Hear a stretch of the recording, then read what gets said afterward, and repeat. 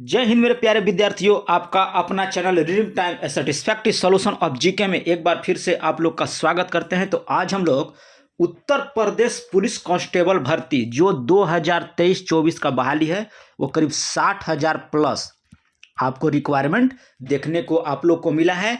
और क्या उसमें आपका फॉर्म भी फिलअप होने का डेट स्टार्ट हो गया है। तो आप लोग फॉर्म भर लिए होंगे और तैयारी आपको लग रहा है कि फरवरी या मार्च में वहाँ भी एग्ज़ाम आपका हो जाएगा उत्तर प्रदेश पुलिस कांस्टेबल का। तो आज से हम लोग साइंस का भौकाल सीरीज लेकर आए हैं। कौन सा सीरीज लेकर आए हैं? साइंस का भौकाल सीरीज, जो आप लोग का डेली प्रैक्टिस सेट जो है 50 क्वेश्चन मिलेगा। हमको तो मन था कि 25 क्वेश्चन दे, लेकिन आप लोग को टाइम नहीं होने की वजह से सोच रहे हैं कि 50 क्वेश्चन आप लोग को डेली दिया जाए, ताकि आप लोग का जो तैयारी है और अच्छे से इम्प्रूव हो जाए। ठीक है, तो चलिए आज का पहला क्वेश्चन देखते हैं। और एक चीज़ और बता दें कि जो बिहार एसएससी या बिहार दरोगा का तैयारी कर रहे हैं वो भी ये सेट लगा सकते हैं। ऐसा कुछ नहीं है कि वहाँ उत्तर प्रदेश के लिए सेट अलग है, बिहार के लिए वहाँ का साइंस अलग है। तो चलिए आज का पहला क्वेश्चन इसमें देखते हैं कि क्या है। और प्रीवियस ईयर पेपर भी कराएंगे आप लोग को। उत्तर प्रदेश पुलिस कांस्टेबल का जो ASI का जो प्रीवियस ईयर पेपर हुआ है वो भी आपको होगा। लेकिन आज देखते हैं आज का पहला क्वेश्चन इसमें क्या कह रहा है। इसमें कह रहा है कि लकड़ी का एक गुटका जो है पानी के ऊपर, जिसका घनत्व दिया है 10⁻³ किलोग्राम प्रति मीटर क्यूब, कह रहा है कि ऊपर जो है पानी का आयतन 30% तैरता है, तो लकड़ी का घनत्व बताइए। ठीक है, क्वेश्चन कर रहा है, देखिए यहाँ पे एक पानी है, इसके ऊपर लकड़ी डाल दी है, ये 30% दे रहा है, तो नीचे का घनत्व पूछ रहा है। ठीक है, कह रहा है कि लकड़ी का एक गुटका है जो पानी के ऊपर अपनी आयतन के 30% तैरता है, तो लकड़ी का घनत्व पूछ रहा है। तो देखिए एक फार्मूला होता है, पहले लकड़ी के गुटके का घनत्व मान लेते हैं हम लोग कि x है। क्या है? लकड़ी के गुटके का घनत्व हम लोग मान लेते हैं कि x है। और फार्मूला होता है कि लकड़ी के टुकड़े, क्या होता है? लकड़ी के टुकड़े का घनत्व, ठीक है, अब बटे में हो जाता है आपका जल का घनत्व, बराबर में हो जाएगा लकड़ी के गुटके के जल के डूबे हुए भाग का आयतन प्रतिशत में। ठीक है, तो लकड़ी का कितना हो जाएगा, तो आप मान लेते हैं x, और जल का घनत्व दिया कितना, 10⁻3, तो यहाँ 10⁻³ हम लोग 3 लिख लेंगे। ठीक है, चलिए, और बराबर में क्या दे रहा है? बराबर में आपको देगा आयतन का। ठीक है, तो आयतन हम लोग कितना हो जाएगा, 30% तो आपका ऊपर दिया है, लकड़ी का जो ऊपर भाग है आपका 30%, और नीचे कितना हो जाएगा 70%, तो 70 बटे में हो जाएगा आपको 100। ठीक है, 2 0 से 2 0 काट देंगे, तो यहाँ पे आपका हो जाएगा 0.7, x का मान निकल के आएगा आपको 0.7। अब इसको जब हम लोग किलोग्राम प्रति मीटर में चेंज करें, किलोग्राम में चेंज करेंगे, तो 0.7 गुना हो जाएगा आपको 10⁻³ किलोग्राम प्रति मीटर क्यूब। तो आंसर निकल के आ जाएगा हम लोग का C नंबर। नेक्स्ट क्वेश्चन यहाँ पे दिया है कि प्रदूषित पानी को जैविक उपचार का उद्देश्य होता है। क्वेश्चन कर रहा है कि प्रदूषित पानी के जैविक उपचार का उद्देश्य क्या होता है, तो ये आपका होता है BOD को कम करना। क्या होता है? BOD को कम करना आपको होता है, बायोकेमिकल ऑक्सीजन डिमांड होता है। BOD का फुल फॉर्म क्या होता है आपका? बायो ऑक्सीजन केमिकल डिमांड होता है। नेक्स्ट क्वेश्चन यहाँ पे दिया है कि B कॉटन नहीं है। क्वेश्चन दे रहा है कि BT कॉटन नहीं है, तो इसमें आपका हो जाएगा कि सभी पेस्टिसाइड्स के लिए प्रतिरोधी। B कॉटन, BT कॉटन नहीं है, तो सभी हो जाएगा पेस्टिसाइड्स के लिए प्रतिरोधी। नेक्स्ट क्वेश्चन इससे हम लोग को दिया है 4 नंबर में कह रहा है कि कोई वस्तु का अपने विराम से x = 0 और t = 0 सेकंड से चलना शुरू करता है, तो x अक्ष के पास जो है 3 मीटर पर सेकंड के नियत त्वरण के साथ घूम जाती है, तो कह रहा है कि समय 2 सेकंड और 4 सेकंड के बीच की अवधि का औसतन वेग कितना हो जाएगा। तो ये थोड़ा सा लंबा जाएगा, इसका आंसर हम बता देते हैं। इसका 4 का हो जाएगा आपको 9 मीटर पर सेकंड। फार्मूला आपका एक होता है 2v1 v2 और बटे में v1 + v2। इस फार्मूला पर रखिएगा, आपका मैथ बन जाएगा इसमें जो दिया है।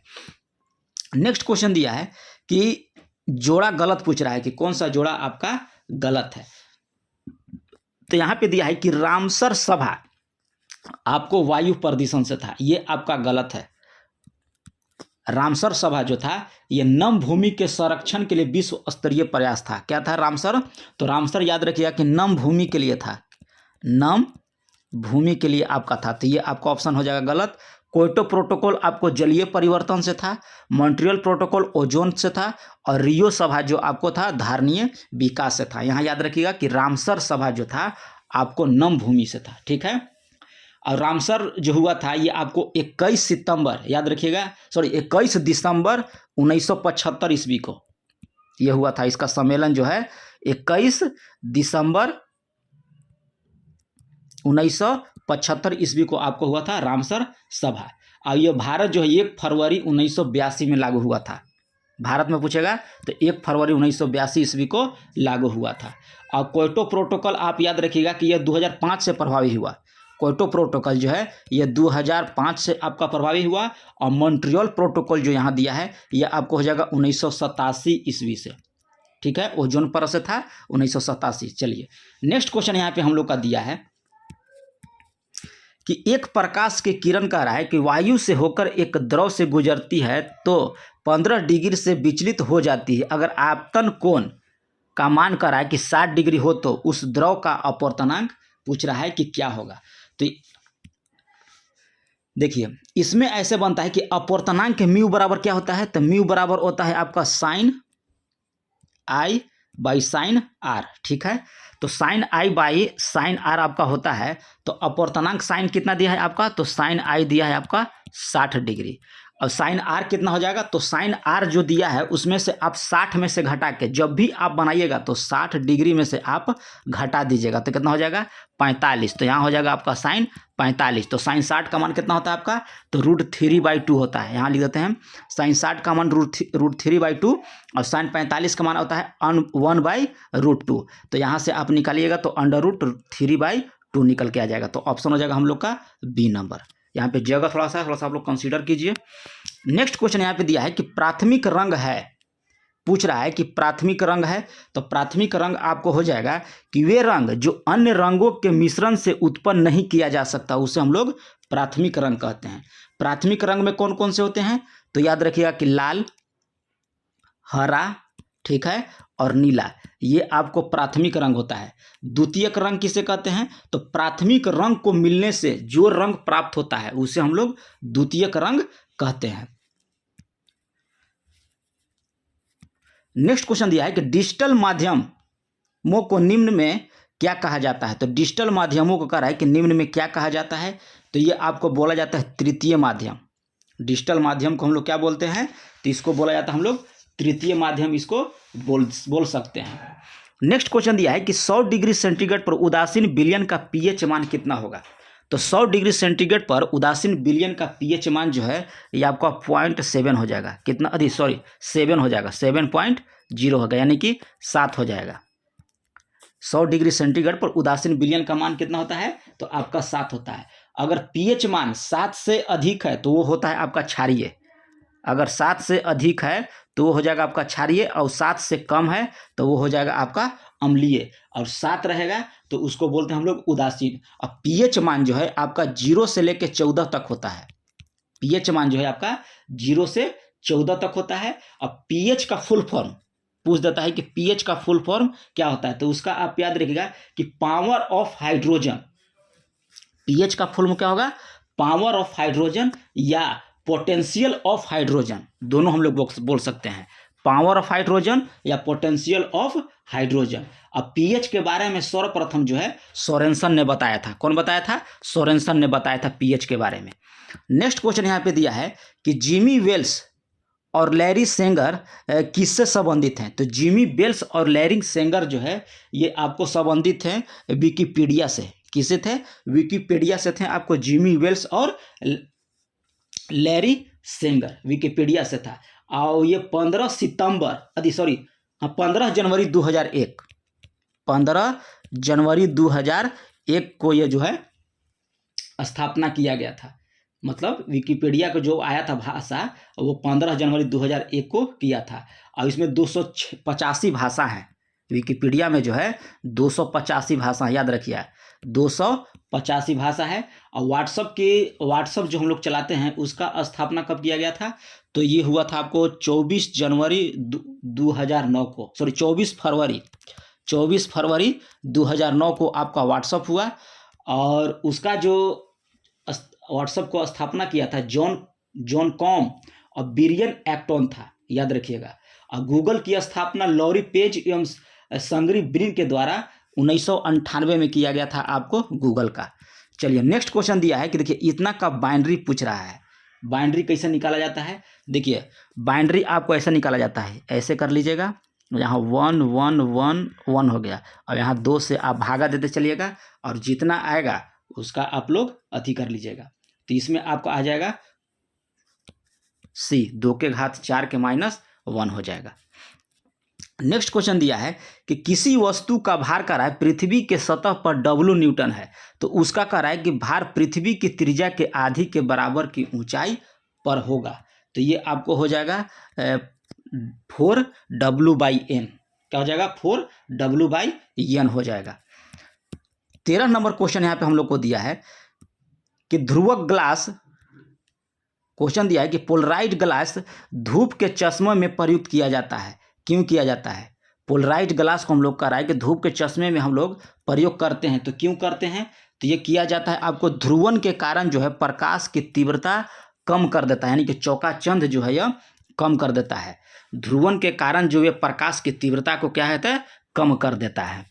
नेक्स्ट क्वेश्चन यहाँ पे दिया है कि जब एक समान आवेशित गोले के भीतर प्रवेश करते समय विद्युत विभव क्या हो जाएगा? तो विभव जो है आपका ये उतने ही रहता है जितना सतह पर रहता है। जब एक समान आवेशित गोले के भीतर जो है प्रवेश करता है तो विद्युत विभव का जो मान होता है उतना ही रहेगा और जितना वह सतह पर था।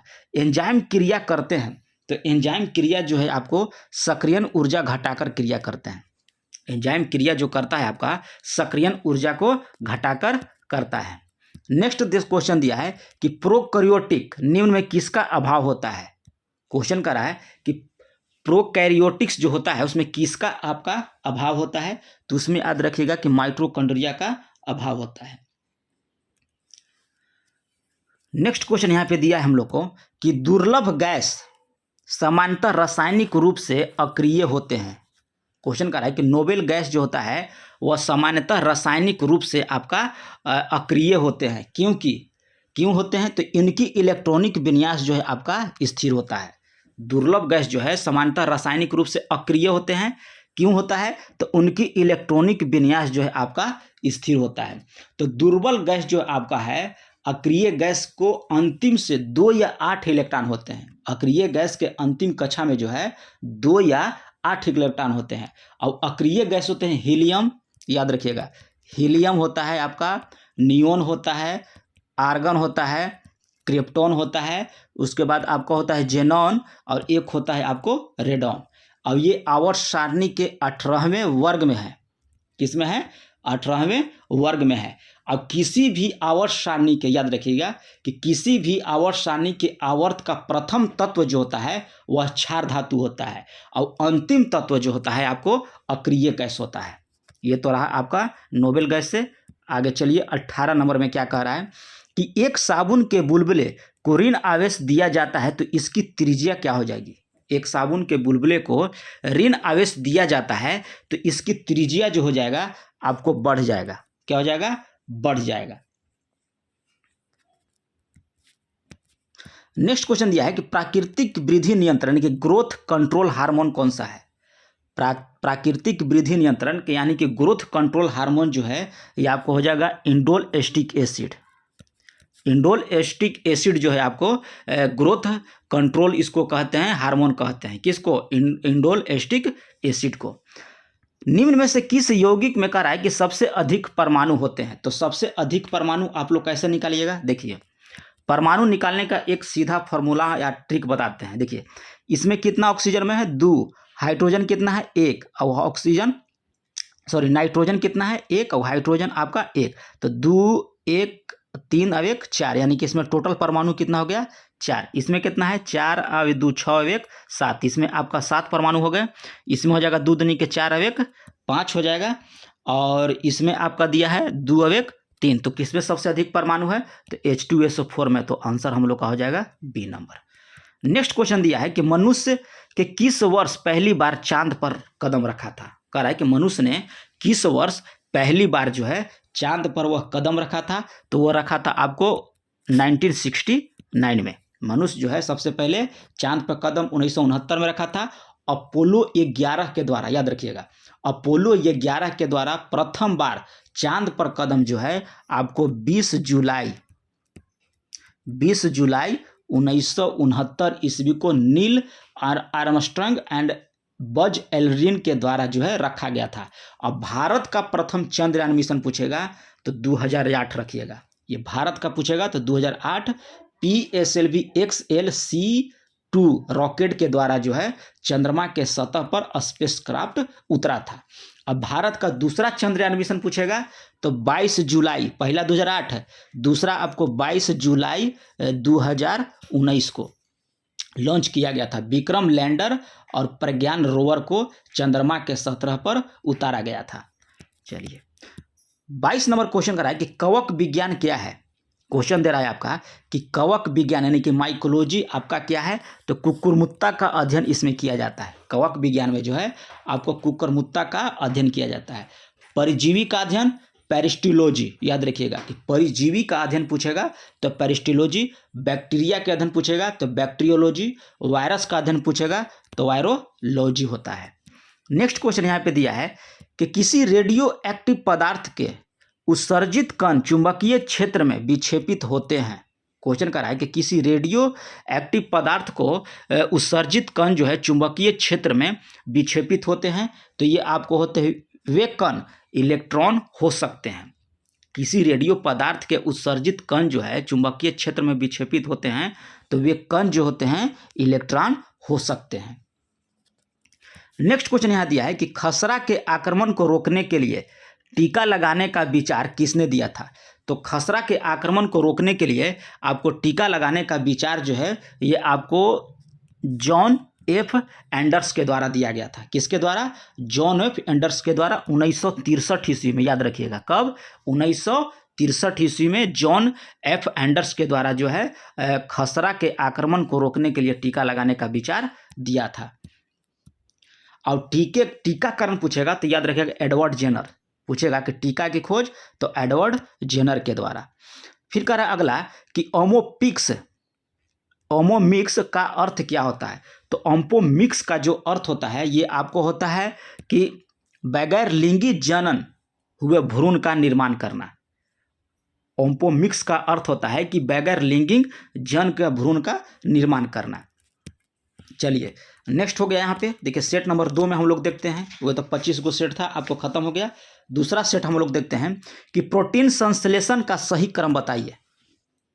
इसमें आपको दिया है कि प्रोटीन संश्लेषण का सही क्रम क्या है, तो ये हो जाएगा आपको डीएनए, उसके बाद आरएनए, अमीनो अम्ल और उसके बाद प्रोटीन्स होता है। तो प्रोटीन संश्लेषण का आपको सही क्रम हो गया डीएनए, उसके बाद आरएनए, फिर अमीनो अम्ल और उसके बाद प्रोटीन्स। तो राइबोसोम से प्रोटीन का निर्माण जो होता है उसे ट्रांसलेशन कहते हैं। याद रखिएगा कि राइबोसोम से आपको प्रोटीन का निर्माण होता है प्रोटीन का, तो उसे हम लोग क्या बोलते हैं, तो उसे हम लोग बोलते हैं ट्रांसलेशन। क्या बोला जाता है? ट्रांसलेशन। और डीएनए से आरएनए का बनना उसे ट्रांसक्रिप्शन कहा जाता है। राइबोसोम से प्रोटीन बनेगा तो ट्रांसलेशन, और डीएनए से, ठीक है, डीएनए से आरएनए जब बनेगा उसको हम लोग कहते हैं ट्रांसक्रिप्शन, और आरएनए से डीएनए जब बनेगा तो उसको बोलते हैं रिवर्स ट्रांसक्रिप्शन। ठीक है, डीएनए से आरएनए बनेगा तो ट्रांसक्रिप्शन, और रिवर्स जब आरएनए से डीएनए बनेगा तो उसे बोलते हैं रिवर्स ट्रांसक्रिप्शन। चलिए तो इसका आंसर याद रखिएगा कि बी होगा। नेक्स्ट क्वेश्चन यहाँ पे दिया है आप लोग का, कह रहा है कि एक अंशतृप्त विलयन बनाने के लिए 36 ग्राम सोडियम क्लोराइड को 100 ग्राम जल में 238 के, ठीक है, पर घोला जाता है, तो तापक्रम पर इसकी सांद्रता क्या हो जाएगी। तो इसकी सांद्रता आप याद रखिएगा कि हो जाएगा 26.47 इसकी सांद्रता हो जाती है। तो सांद्रता बराबर क्या होता है, तो याद रखिएगा, थोड़ा सा बना देते हैं। सांद्रता बराबर आपका जो होता है इसमें होता है विलय की मात्रा, ठीक है, अब बट्टे में हो जाएगा आपका बिलियन की मात्रा। क्या हो जाएगा? बिलियन की मात्रा इंटू 100, ठीक है। तो यहाँ विलय की मात्रा आपको कितना दिया है 36, और यदि विलय का मात्रा, अब बिलियन की मात्रा हो जाएगा 100 प्लस 36 यानी कि 136 अब इंटू 100। तो यहाँ से आप लोग निकालिएगा तो आंसर निकल के आएगा 26.47%। चलिए नेक्स्ट क्वेश्चन यहाँ पे दिया है कि एंटीजन का मुख्य गुण क्या है। क्वेश्चन दिया है कि एंटीजन का मुख्य गुण आपका क्या है, तो इसमें हो जाएगा आपको एंटीबॉडीज का निर्माण प्रेरित करना। एंटीजन का मुख्य कार्य आपका होता है एंटीबॉडीज का निर्माण प्रेरित करना होता है। एंटीजन प्रतिरक्षा को उत्प्रेरित करता है। याद रखिएगा कि एंटीजन जो होता है वो प्रतिरक्षा को उत्प्रेरित करता है और एंटीबॉडीज इम्यूनोग्लोबिन का, एंटीबॉडी जो होता है इम्यूनोग्लोबिन का वो करता है और एंटीजन जो है प्रतिरक्षा को उत्प्रेरित करता है। नेक्स्ट क्वेश्चन देखिए क्या यहाँ पे बोल रहा है, इसमें कह रहा है कि 400, 401 और 402 हर्ट्ज आवृत्ति के समान तीव्रता के 3 ध्वनि स्रोत हैं, प्रति सेकंड सुनाई देने वाली बीटों की संख्या क्या होगी। तो इसमें हो जाएगा आपको 1, बीटों की संख्या कितना हो जाएगा आपका 1 हो जाएगा। नेक्स्ट क्वेश्चन दिया है कि ब्लू बेबी सिंड्रोम किसके कारण होता है। ब्लू बेबी सिंड्रोम जो है ये आपको हो जाएगा मिथोमोग्लोबिन के कारण। ब्लू बेबी सिंड्रोम जो होता है ये आपको होता है मिथोमोग्लोबिन के कारण जो ये होता है। अब ब्लू बेबी सिंड्रोम जो होता है आपको नाइट्रेट की कमी के कारण होता है। याद रखिएगा किसकी कमी से, तो नाइट्रेट की कमी के कारण। और जल में नाइट्रेट की अधिकतम मात्रा जो है आपको 45 मिलीग्राम प्रति लीटर होनी चाहिए। ठीक है, कितना होनी चाहिए, 45 मिलीग्राम प्रति लीटर आपको नाइट्रोजन की मात्रा होनी चाहिए। नेक्स्ट क्वेश्चन दिया है कि आधुनिक कंप्यूटर में प्रयोग किया जाता है। तो आधुनिक कंप्यूटर में है जो आपका VLSI प्रयोग किया जाता है। VLSI के फॉर्म क्या होता है, तो वेरी लार्ज इंटीग्रेटेड सर्किट होता है। VLSI का होगा वेरी लार्ज इंटीग्रेटेड सर्किट आपका ये होता है।